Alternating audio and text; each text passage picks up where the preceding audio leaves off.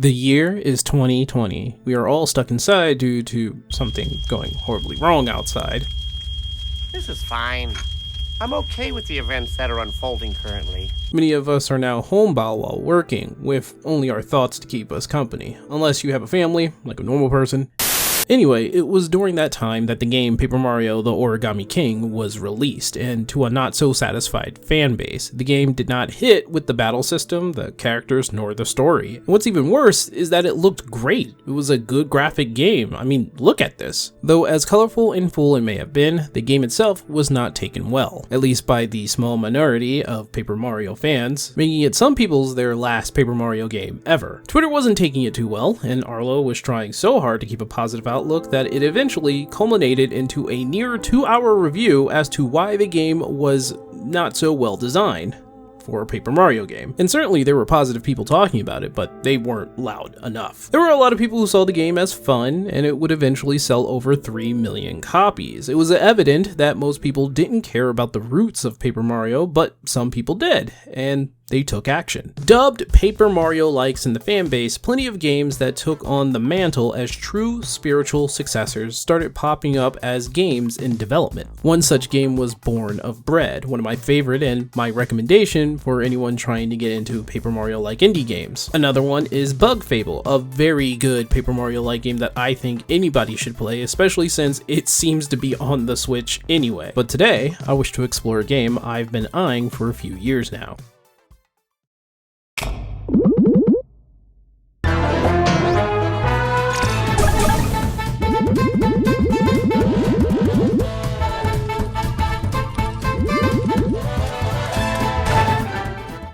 Escape from Ever After is a game I've been watching for some time now, along with Born of Bread and many others. I spotted their announcement on Twitter, then explored how they would be a top contender for Paper Mario likes. My hopes were that I would find a game that almost beat for beat can bring back the magic that I felt with the Thousand Year Door, without it trying to be the same exact thing, of course, but we did get close with this one. Hi, I'm Syncweaver, and today on the Indie Observer, we'll be looking at a game that sprouted up during the dark times of Mario RPGs. One of the games that gave me hope that people knew how to keep the spirit alive for the genre, and would eventually produce a true spiritual successor to Paper Mario. As always, we'll be analyzing the history of the developers, checking out the game itself, and conclude on whether it deserves to be observed via these rankings. Now let's have a seat next to a fireplace and open the pages to Escape from Ever After Onboarding.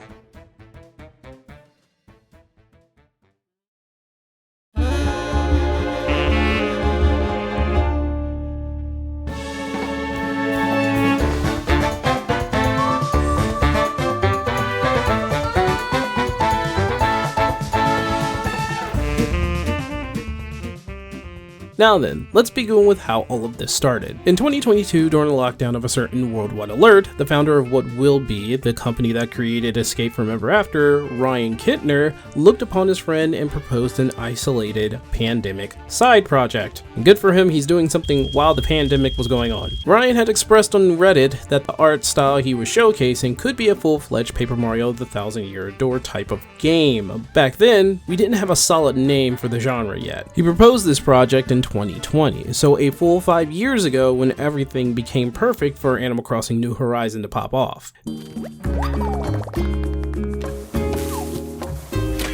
The game he was making was a two-man job, himself for art and programming, and his friend Daniel Whitworth was music, audio, and level design. It goes without saying that both individuals had more talent than me in their pinky finger than I do with my whole work life. I mean, if you look at Ryan's LinkedIn, you'll see just how much he has achieved. A quick glance can see how talented he is, so it comes to no surprise that the game he's making feels really good in my hands. Ryan somehow, or maybe I should have expected this, captured the Paper Mario feel with almost everything done in the demo. The characters when they walk, jump, emote, and even when they're in combat. Well, I mean, I shouldn't be surprised. He may be using C++ in terms of coding, the OG and one of the hardest programming languages to use. However, it's only hard because there's so much you need to look out for when using C++.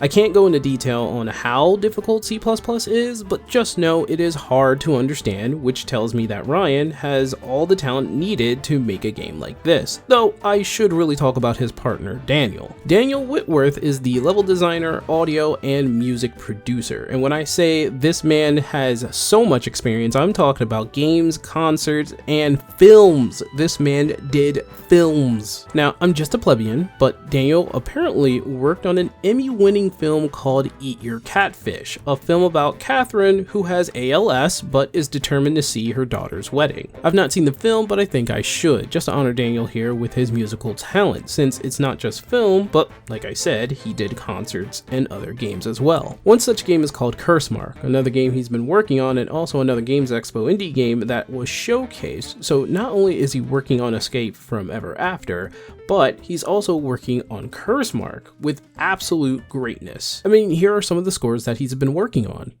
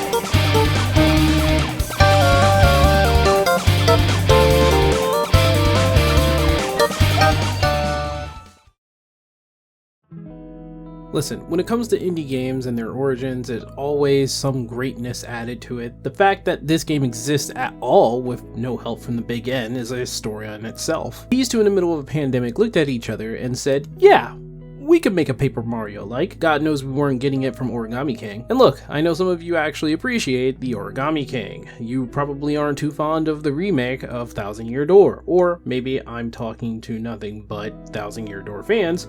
But the point is, I know that there are those who may see this and think us older fans are stuck in the past. Well, I can only say this.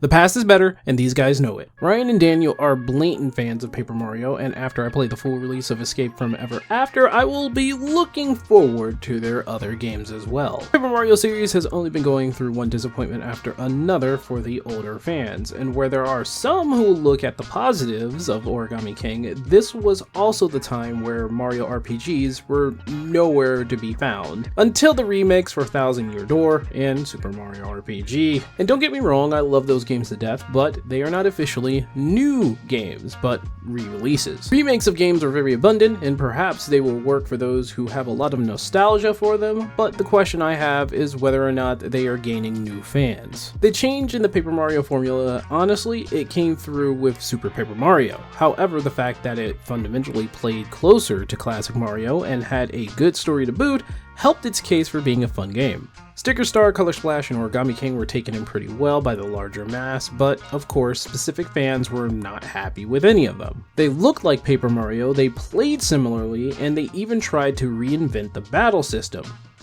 3 times, but it still wasn't our Paper Mario. I'll have some big gripes about these games, the story being subpar, the fact that it's only Mario, and the battle system changes up like Sonic the Hedgehog during his, dark period. It was like watching them set fire to a bunch of books and replacing those books with wet toilet paper. I had to ask myself, how did Paper Mario come to this? Well, a lot of interviews that were taken talked about Miyamoto, the Mario Man, restricting a lot of the creativity in the Paper Mario series. Again, don't get me wrong, there are a ton of creativity in the new Paper Mario series, but not the right type of creativity that would bridge the gap between new busted stuff that they were creating and the old hotness we Paper Mario fans were used to. So new and busted, old hotness. New busted, old hotness.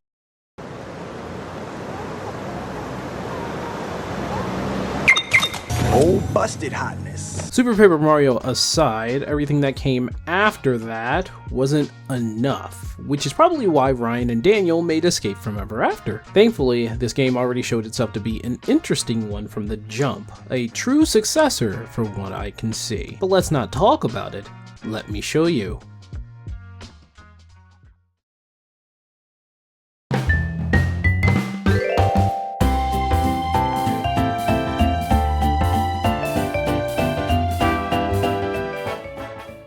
Escape from Ever After is more likely paying homage to Paper Mario than other Paper Mario games, at least for the RPG side of things. As far as things go with the version I played, they allowed for the tutorial and an altered version of Chapter 1. It seems a bit short, but trust me when I say that what you play right here in this demo may be the only thing that you need to make your decision to buy. So, let's talk about the story. So, you take control of Flint Buckler, a fairy tale hero whose main goal is to take down an evil dragon in a dark castle.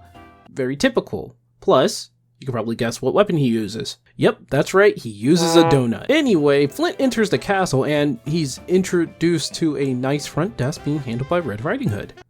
Yeah, something seems off here. Unless the dragon went corporate, something doesn't seem right. Well, Flint is then told by Red Riding Hood to meet Mr. Moon, who seems to be the manager of this company. He then makes his way past the out-of-place cubicles in a giant castle and meets a star-shaped receptionist in front of the main office. Oh, and don't think I didn't notice the nod to Paper Mario with the star sprite looking character. Anyway, Flint makes his way into the office of Mr. Moon, who by all means looks exactly like a corporate suit, albeit without a body.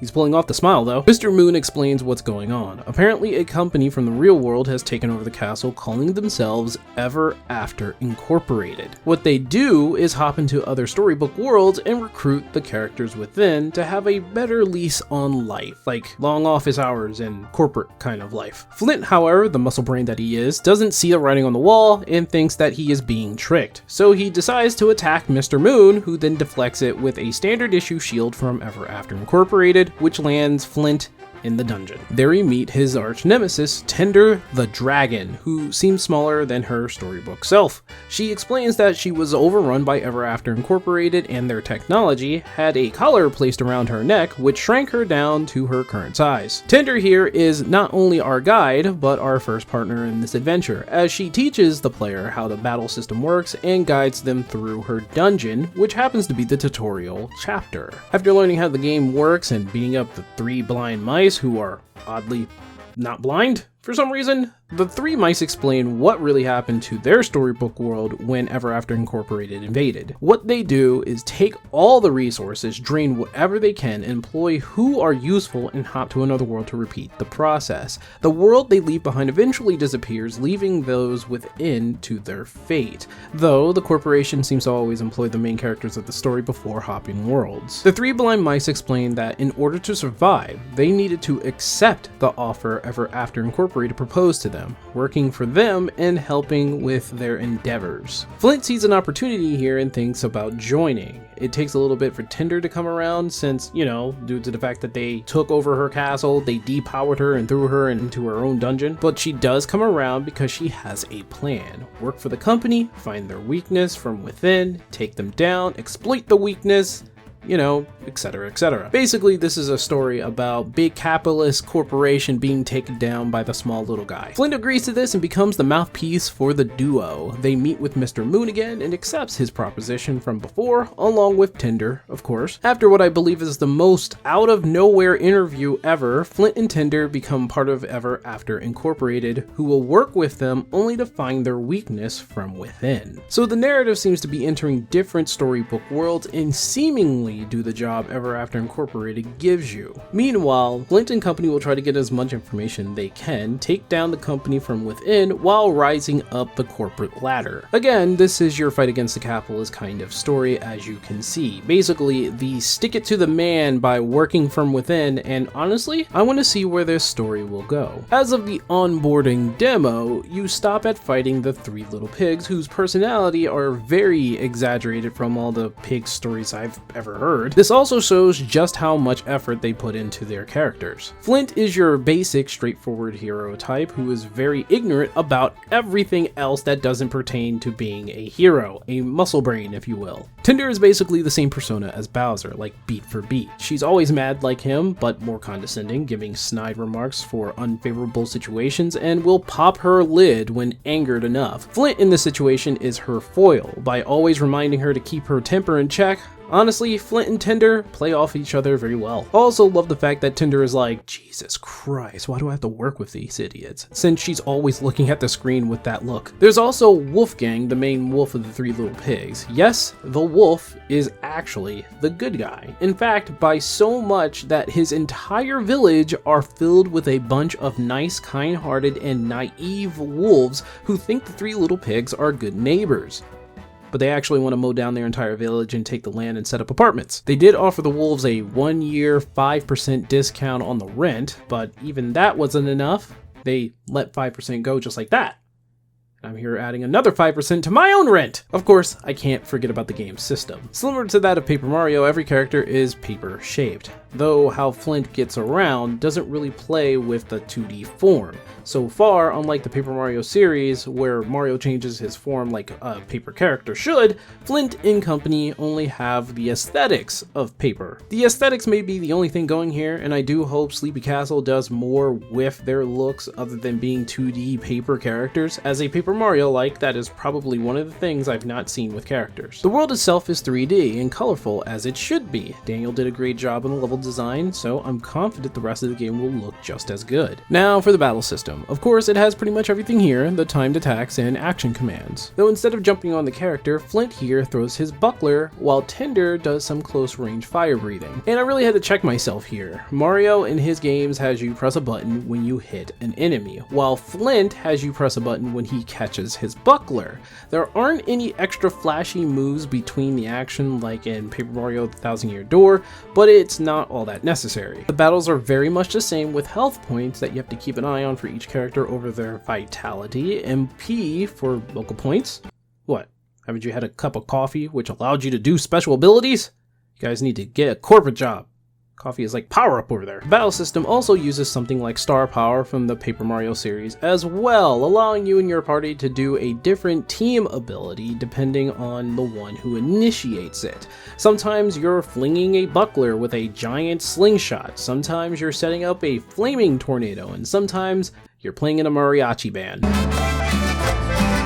As well as defending yourself in battle, you also have different equipment that acts as your badges. You equip them for different effects and available skills, which means you can abuse the level up system to stockpile points for equipping all kinds of stuff. Which is what I would say, but Sleepy Castle thought of this and made it so that upon leveling up, you divvy out the points separately, giving a bit of difficulty via player choice. You can focus on those points in TP to equip more abilities, or HP for survival, or MP for dishing out more abilities. The choice is yours, and yours alone!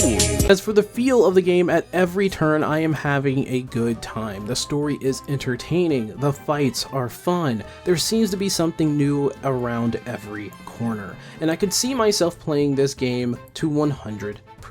I'm sure they will add an extra secret boss like the Mario RPGs always do at the end of the game, but as far as I could tell, Escape from Ever After is an amazing time.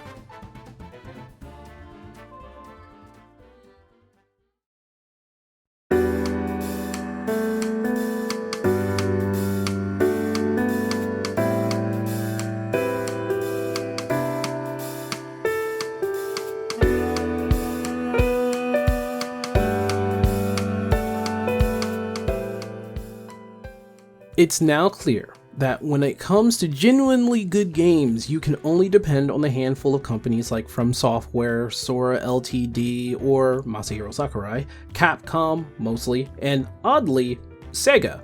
Nowadays, indies have so far been keeping the pillar alive for gaming, and coming out with games they would love to play is kind of part of the strive indie developers have. Because if you can't get what you want from the main source, then you become the alternative to feed yourself and others. Escape from Ever After is another tale of people who wanted to make something fun. No attached monetization, no hangups, and certainly not trying to take advantage of people for profit. The gaming world is run by businessmen at this point, so why not break that down and have the creative people making something and give it to you without any day one DLC, free to play Dark Pattern BS, yet another remake and remaster, or overpriced products that seem 80% finished. This is just a game, a good-looking game with what could be a wonderful story about striking down capitalism from within, though I do hope they don't take that too seriously with any messaging or something like that. A game is a game, and Escape from Ever After is definitely a full attention rating. Yes, I do have a lot of bias for this game, being a lover of Paper Mario, but I think anyone who has the care to try to keep the spirit alive earns my respect. But what do you all think? Have you played this demo already? What do you think of Ever After Incorporated? Have you played any other Paper Mario likes? Of course, if you have any suggestions for any indie game that you want me to look at, please leave it down in the comments down below. And if you guys want to know which indie game I'm going to be doing next, I do have a Discord that I post on what I'm looking at. But with that being said, I'll see you guys in the next video. Keep playing those indie games out there and keep gaming alive. Have a good one.